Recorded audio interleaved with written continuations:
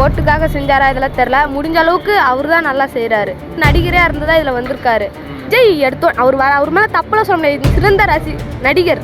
நீ வந்துட்டு பார்த்துக்குவாங்கிறது எங்களுக்கு அது எங்களுக்கு நெக்ஸ்ட்டு வர்றதுக்கு முன்னாடி நீங்கள் என்ன செஞ்சுட்டு வரீங்களோ அதானே ஃபஸ்ட்டு. முடிஞ்ச அளவுக்கு காலை உணவு திட்டம் கொண்டு வந்து விட்ருக்காரு. அதில் எவ்வளோ குழந்தைங்க நல்லா இருக்காங்க. இந்த வருஷம் இவர் லேப்டாப் கொடுத்தா எல்லா குழந்தைங்களும் நல்லா இருப்பாங்க. ஏன்னா இப்போலாம் அவர் பேர் எங்கேயுமே இல்லை. ஒரு தெரு பைப்பில் தண்ணி வர்றதில்ல. 2026 சட்டமன்ற தேர்தலில் உங்கள் ஆதரவு யாருக்காக இருக்க போகுது?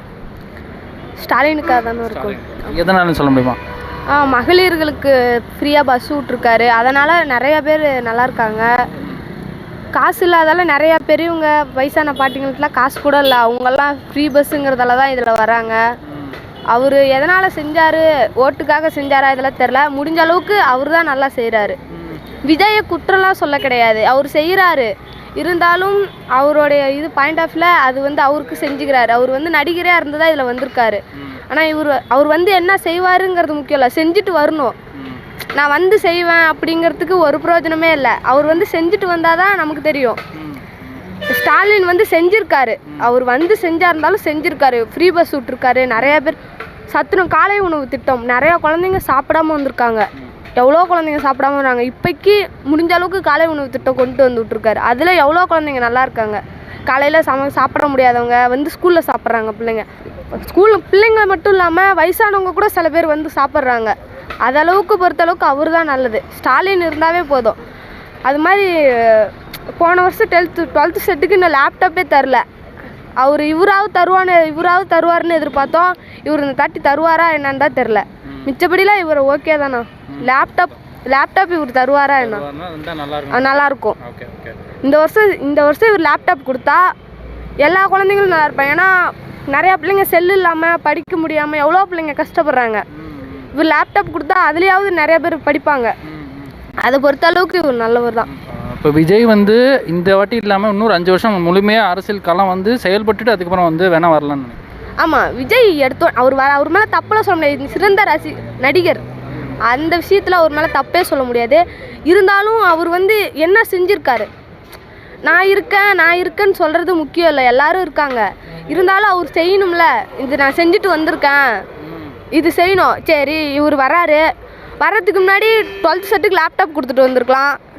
எத்தனையோ ஸ்கூலில் பைப்பு சரியில்லை, தண்ணி வரல, பாத்ரூம் சரியில்லை, ஏதாவது ஒன்று சரி பண்ணி கொடுத்துட்டு வரலாம்.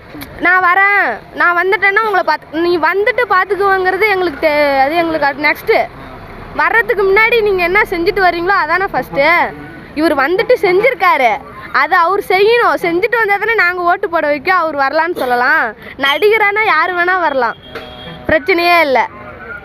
அவர் என்ன செய்கிறாருன்னு பார்ப்போண்ணா. சரி, இப்போ சீமானை பற்றி நீங்கள் என்ன நினைக்கிறேன்னு சொல்ல முடியும்? சீமான் அவர்கள் 15 வருஷமாக நிற்கிறாருல. ஆமாம், அவரை பற்றி நீங்கள் என்ன நினைக்கிறீங்க? நான் எப்போயோ பார்த்ததுண்ணா.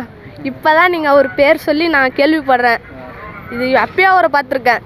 இப்போலாம் அவர் பேரே எங்கேயுமே இல்லை. அவர் இருந்தாலும் சிறந்த தலைவர். நான் மக்களுக்காக நிறையா பேசியிருக்காரு. மிச்சப்படி அவரை நான் இது வரைக்கும் பார்த்ததே இல்லை. முன்ன பார்த்தது தான், இப்போலாம் பார்க்குறதே இல்லை. டிவி சேனலில் கூட அவர் வர்றதில்லை. சரி, ஓகே. நம்ம இப்போ டிஎம்கே ஜெயிக்குங்கிற பட்சத்தில் எதிர்க்கட்சியாக யார் வருவான்னு நினைக்கிறீங்க? என்னன்னா கேட்க டிஎம்கே ஜெயிக்குங்கிற பட்சத்தில் ஜெயிக்கும்னு நினைக்கிறீங்களா? அப்படிங்கிறப்ப எதிர்க்கட்சியாக யார் வருவா? எதிர்க்கட்சி தலைவர் யாருன்னு? அவங்கவுங்க எதிர்க்கட்சியாக வர்றதுக்கு நாங்கள் என்னென்ன பொறுப்பாக முடியும்? அவங்களாவது இவங்களாவது மக்களுக்கு நல்லது செஞ்சால் போதும். மக்களுக்கு செய்கிறாங்களோ இல்லையோ, குறைஞ்ச அளவுக்கு மாணவிகளுக்கு செய்யணும். குழந்தைங்களுக்கு எங்களுக்கு தான் அதிக பற்றாக்குறை. பஸ்ஸு டைமுக்கு இப்போலாம் டைமுக்கே வர்றதில்ல.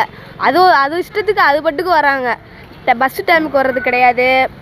ஒரு தெரு பைப்பில் தண்ணி வர்றதில்ல. மோஸ்ட்லி கிராமத்தில் சுத்தமாக தண்ணியே வர்றதில்ல. அதெல்லாம் சரி பண்ண இங்கே யாருமே இல்லை. உங்கள் கட்சிக்கு ஓட்டு போடுங்க, இந்த கட்சியில் நான் செய்வேன்னு சொல்கிறீங்க அதை ரிட்டன் அடுத்து ஜெயிச்சுட்டாங்க, அவங்களுக்கே ஞாபகம் இருக்காது. அவ்வளோதான், முடிஞ்சு. திமுக அதை சரியாக பண்ணலன்னு நினைக்கிறீங்களா?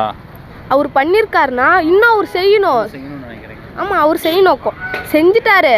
இருந்தாலும் அதை கரெக்டாக செஞ்சுட்டே வரணும்ல. ஃப்ரீ பஸ் விட்ருக்காரு, குழந்தைங்களுக்கு செய்கிறாரு. இன்னும் போன வருஷம் செட்டுக்கு லேப்டாப் வரல. ஒவ்வொரு குழந்தைங்களுக்கு சாப்பாடே இல்லைன்னா பாதி ஸ்கூலுக்கு போய் காலை உணவு திட்டம் சேரவே இல்லை. இதெல்லாம் அவர் கேட்கணும். பாதி செஞ்சுட்டு பாதி செய்யலைன்னா அது எப்படி? இன்னும் தண்ணி ஒவ்வொரு கிராமத்துலையும் சுத்தமாக தண்ணியே வரல. அவர்லாம் அதெல்லாம் செஞ்சாதான் இந்த டைம்லாம் ஓட்டு. ஓகே. ஆமாம், முடிஞ்ச அளவுக்கு அவர் செய்யணும்.